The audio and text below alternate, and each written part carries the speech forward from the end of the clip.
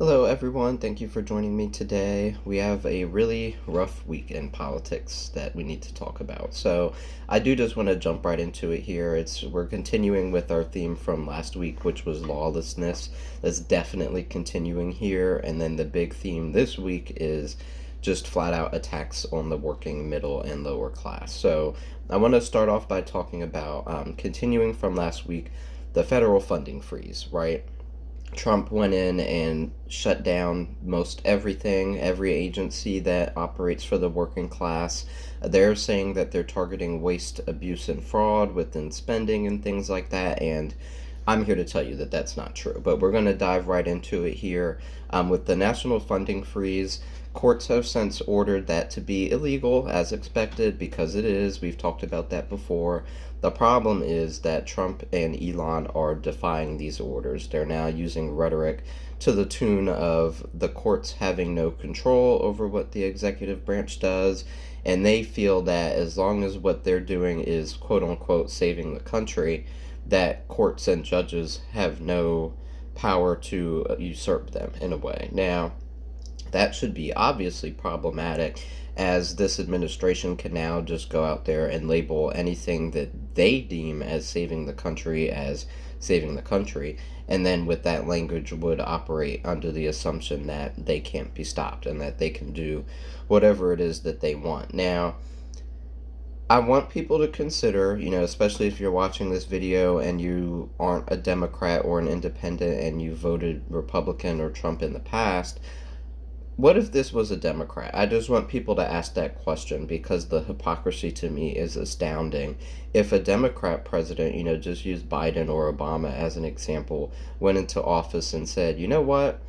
I'm just going to do whatever I want. I'm not going to go through Congress. I'm not going to go through the Senate or the courts. I'm just going to do whatever I see fit for this country, and whatever the courts say is illegal, you know, tough. I'm going to continue and proceed and do what I want. I mean, Republicans would be rightfully so up in arms because that's not illegal. There would probably have been violence in that situation.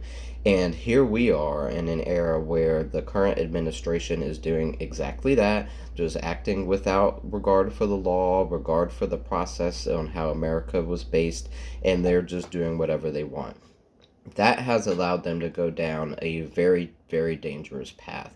Just when we talk about the federal funding freeze, there's a lot to talk about there, but the main things that the court said was that they needed to actually go through things like USAID and things of that nature, and if they wanted to make cuts, they could do them from Congress, but that the way it's been done with just a broad freeze and no real plan to give funding to the places that do require it is dangerous. To that point, you've seen farmers and clean energy workers in particular, that are just screwed right now. They feel incredibly betrayed by Trump, the ones that voted for them that I've seen, because there's a lot that goes into this, but one example would be grants that go through USAID to go for farming and things of that nature, clean energy as well. These grants give them the materials that they need, the tools that they need, mechanical tools and things of that nature, the actual equipment.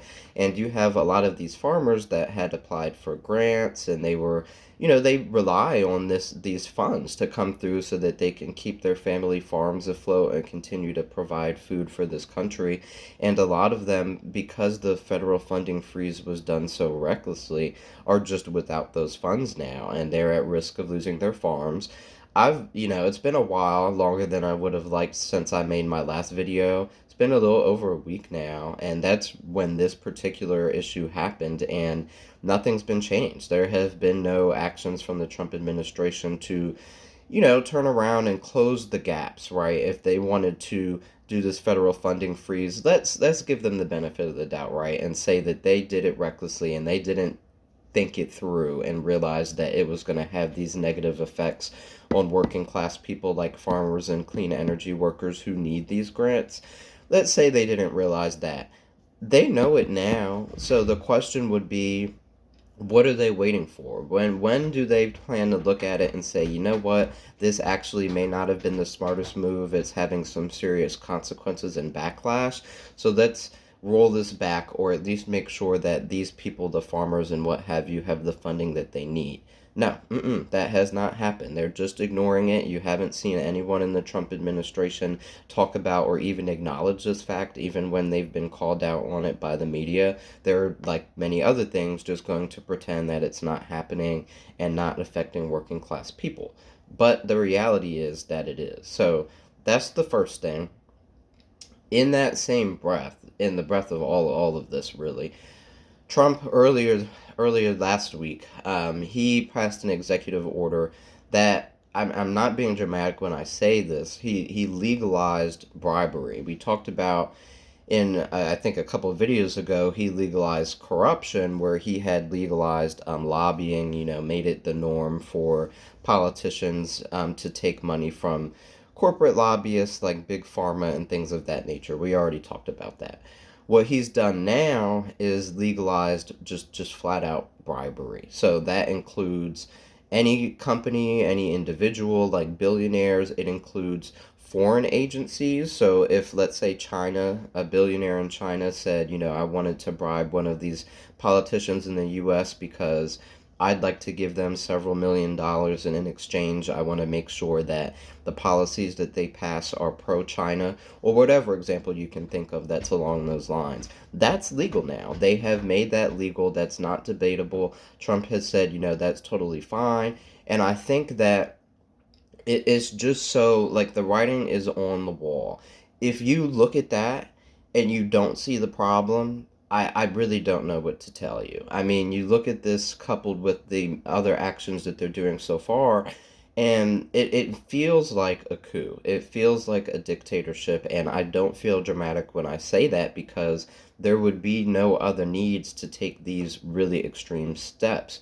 Why do you need to ensure that you can take as much money as you want from other countries? It could be a national security risk. It could just be flat out bribery to make sure that they get what they want from our government. Why do we want that? Why, as if we don't have enough dark money in politics that corrupts our politicians and controls what they do, would we want to amplify that to the nth degree?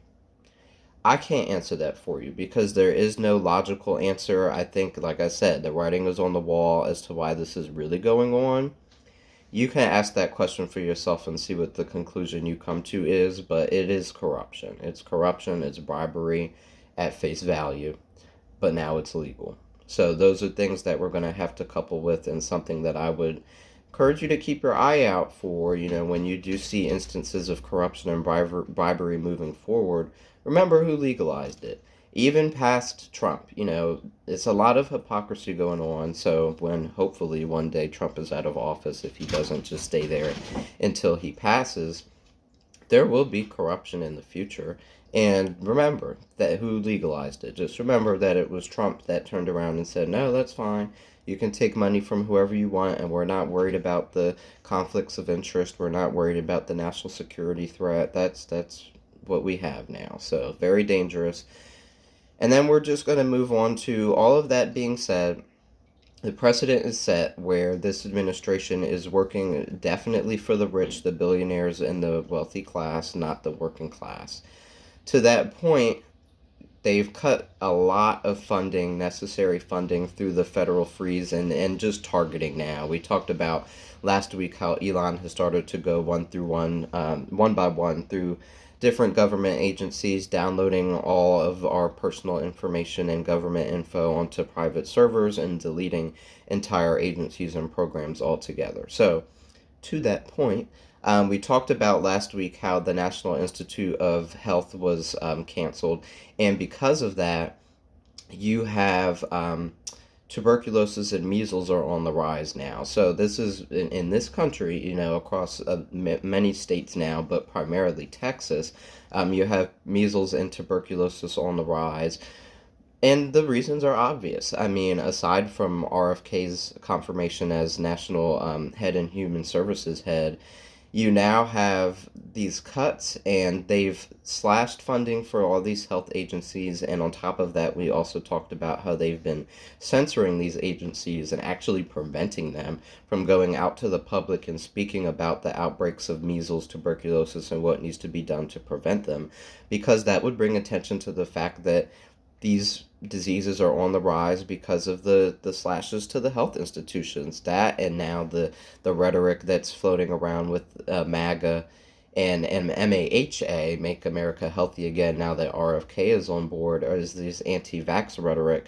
And these are the consequences that come from that. I mean, if this is the road that people want to go down, we will learn very quickly, we're going to go back in time, and we will have to remember what it's like for our children and elderly folk to be exposed to measles and tuberculosis on a daily basis because people aren't getting their vaccines. And we live in a world where, when you talk about public school, public education, and the workforce, we don't really live in a society now where we can afford to not get these basic vaccinations that have been around for decades. If we look back in the past, these used to be rampant and fatal diseases. The vaccinations were created for a reason. There is no evidence that proves that they're dangerous in any capacity. So there's no argument that I feel is valid that they should disappear. That being said, combined with the anti-vax rhetoric and the slashes to the health funding, this is what we're looking at now. And I believe this will only be the beginning. I mean, these outbreaks are just starting, but who knows what else will make a comeback because of the direction that we're heading, and who knows how bad these outbreaks will turn out to be. So that's one thing that's like right in your face. You'll probably see that across the country as the days go on.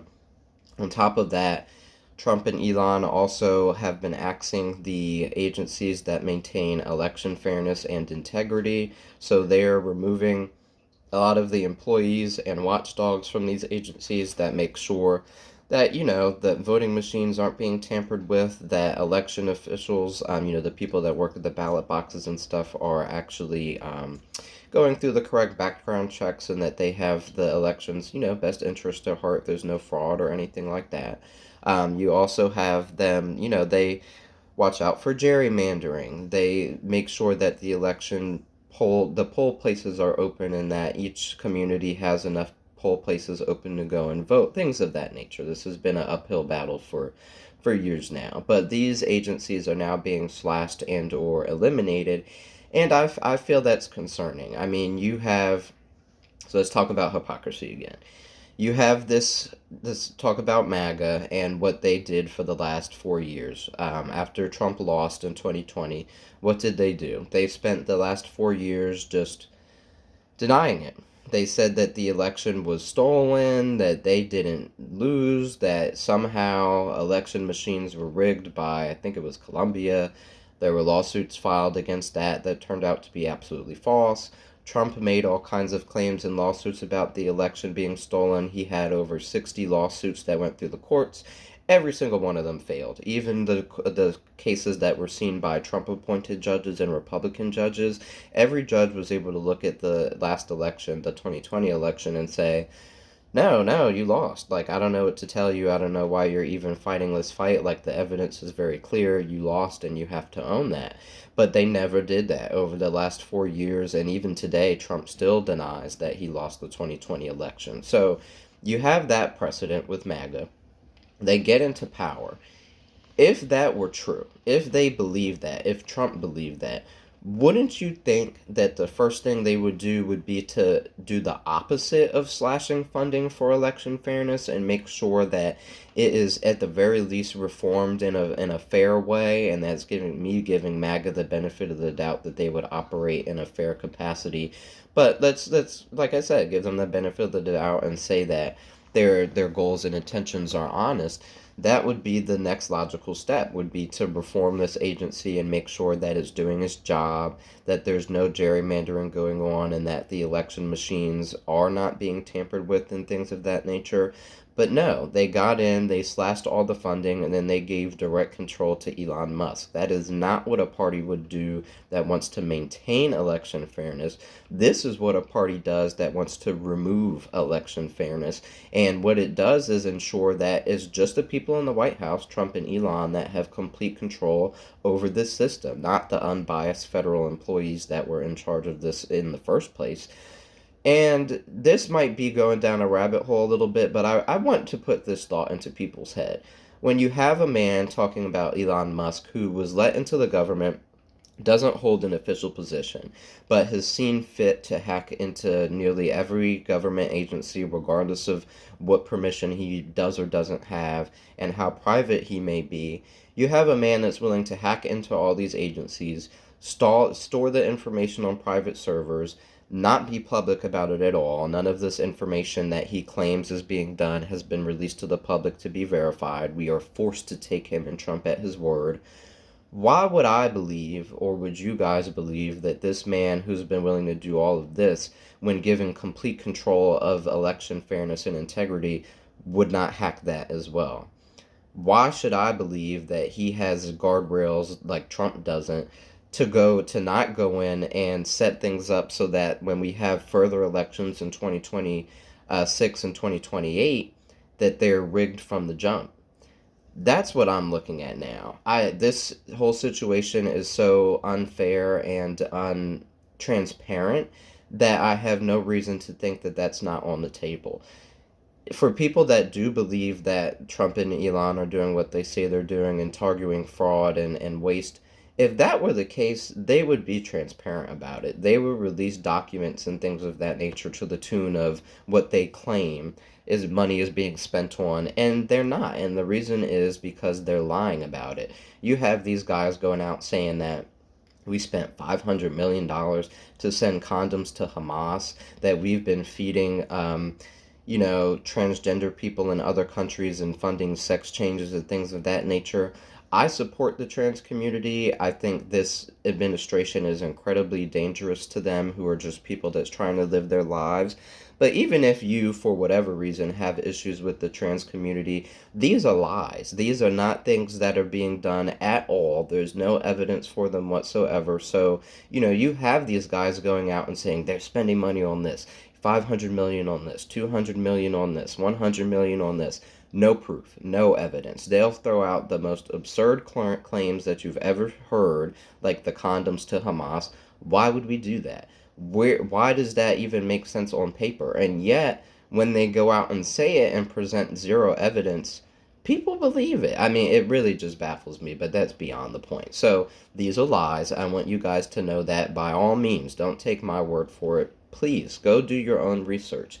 The thing that I take pride in doing the show is anything I tell you guys, if you hear it come out of my mouth and you think, that may not be 100% true, fact check me. Go ahead and look it up, and I promise you it's accurate. I do my own research before I give this information to you guys, so if these things sound crazy, they sound crazy because they are, but the fact is they're still true, and you can fact check me on it. It's just, this is the era that we're living in now where anything goes. So it's just a dangerous world where we talk about things that don't make sense, but they end up being true in the first place. So you have that, the elections under attack. You have the CFPB, Consumer Financial Protection Bureau, that's been eliminated.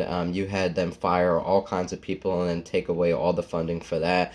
And this is another really crazy thing. I mean, this is the one agency that protects us from scams and frauds from, whether you talk about bank fraud, whether it be the banks themselves or individuals, somebody were somehow able to hack into your account, you got scammed and you lost a bunch of money. Even if, you just have elderly folk that are still subject to the thousands and thousands of phone call scams that go through this country, email scams, things of that nature, mail scams on a daily basis. There's all kinds of examples. And I think that most Americans know this. Most people know that scams in this country are still at an all-time high because, like a lot of other modern countries, we haven't really cracked down on it like we should have. And now you just have us going the complete opposite direction where it's almost encouraging scams. Just like it doesn't make sense, but just like the Trump administration has encouraged bribery, corruption, lack of education, now they're encouraging scams because the reality is with what they've done if you were to be scammed, even let's just say it was your bank, because let's say JP Morgan opened an account, because this used to happen before we had the CFPB. So let's say they opened an account that nobody asked for. You got all this fake money going into it, and they hit you with, well, oh, you owe us this amount in interest. And you're like, I never opened that account, so I don't owe you anything. With this world that we're moving into now, you're out of luck. You're going to have to pay those people, whether it's the bank or any person that scammed you. There will be no safety net for you. This agency, granted, it takes a fair bit of funding. I mean, it's really nothing when you compare it to like what tax cuts for the wealthy and the spending we do on the military. It's a decent chunk of change, but the goal that they serve is noble. I mean, they've saved American citizens from billions of tax fraud and scams, and saved people from bankruptcy and losing their entire livelihoods because of these things, and that just won't exist anymore. It's very, very dangerous. So these are the kind of things that they're taking away. You had that. They're proposing $800 billion in cuts to Medicaid, $700 billion cuts to Social Security, and these are the safety nets that every American needs. If you're not already wealthy and you're looking to get health care, if you want to invest in your Social Security, which most of us do, so we can have a hope of retirement, these are the things that Trump and their administration said they would not touch when they ran for office. And they're liars. This is the point that I'm trying to get across to you guys. They said they had nothing to do with Project 2025, and that's exactly what's being done. The handbook of all the policies that have been done since Trump has taken office has come directly from Project 2025, which he disputed that he even knew existed. But we watched him when he won pick authors of Project 2025 and its greatest supporters and fill his administration with them. So it was very clear what he wanted to do to those who were paying attention. It's just unfortunate that he deceived so much of America, or at least convinced them to act against their best interest. So now you have these cuts to Medicaid, Social Security, the Financial Protection Bureau, and I say all that to say the middle class, the working class, the lower class, we're all being hung out to dry. This is a very dangerous road where they don't care what happens to us. They don't care about the waste and fraud and protection. And to prove that to you, they've made these massive cuts, right, to what they deem is unnecessary for America. Meanwhile, they turned around and handed Elon Musk $400 billion, just handed it to him, to his company. I don't think it was SpaceX. I think it was Tesla, but it might have been vice versa. But they gave him $400 million just to build armored Cybertrucks. It's not even like they're pretending that this is in some way going to benefit the American people, but it's our tax dollars. So I just want you guys to understand, especially for the people that are taking these people at face value and believing that they actually want to cut waste and fraud, it's absolute nonsense. If that were the case, this wouldn't happen. We wouldn't be cutting all this money from the programs that actually benefit the people and then handing Elon Musk almost $500 billion to do nothing that would benefit the American people, aside from he just gets to profit off of this. He gets the free check from the government. He uses that money to make more money. This, you're going to see a lot more of this, I promise you. It's not just going to be Elon Musk, it'll be Trump himself with his businesses, his family, and the oligarchs that they've put into government. It'll be the people that bribe our government because it's legal now to do so, and they're just going to steal our money. I promise you, it's a very dangerous path, and I don't feel dramatic anymore when I say the terms hostile takeover, coup, dictatorship, fascism. Those things are valid now. If you look at what's happened so far, you can no longer debate those terms with me. We can talk about what they mean and why that's the reality that we now live in. But folks, we're in resistance mode now. This is no longer an era where you can just sit back and hope for something to happen and see what will. We need new leadership. We need new leadership. We need people to use their voices and advocate for change. We need this to start at the local level, where we need to talk to our friends, our family, our neighbors, and educate them on what's going on in this country. It's incredibly dangerous. So I apologize for the length of this video. I had a lot to say, and I am now at a point where I get pretty emotional talking about this stuff. I care about this country. I care about the people that live in it, and it's really frustrating and disgusting to see that this is the direction that we're going now, and that this government doesn't work for the people that live in it anymore. They just work for the people that own companies and the wealthy. And what's even more disappointing to me is just that there's so many Americans that still believe that Trump and America are acting in their best interest. And there's so much evidence to the opposite of that effect. And I really want to understand, and I welcome Trump supporters and Republicans to my comments or to reach out to me directly so I can really understand what you guys believe this administration is doing to benefit you now if you're not already wealthy. I do my research and I can't find anything. I've really been looking, and everything that I've seen Trump and his administration has done is dangerous. I have not seen a single positive, and again, I welcome the discussion where I could perhaps be enlightened as to what positive things are going on, but as for me, I'm in resistance mode, and I hope you guys are as well. So thank you for watching, especially if you stuck with me through this really long rant. I look forward to talking to you guys next time. Stay safe out there and stay educated. Till next time. Bye-bye.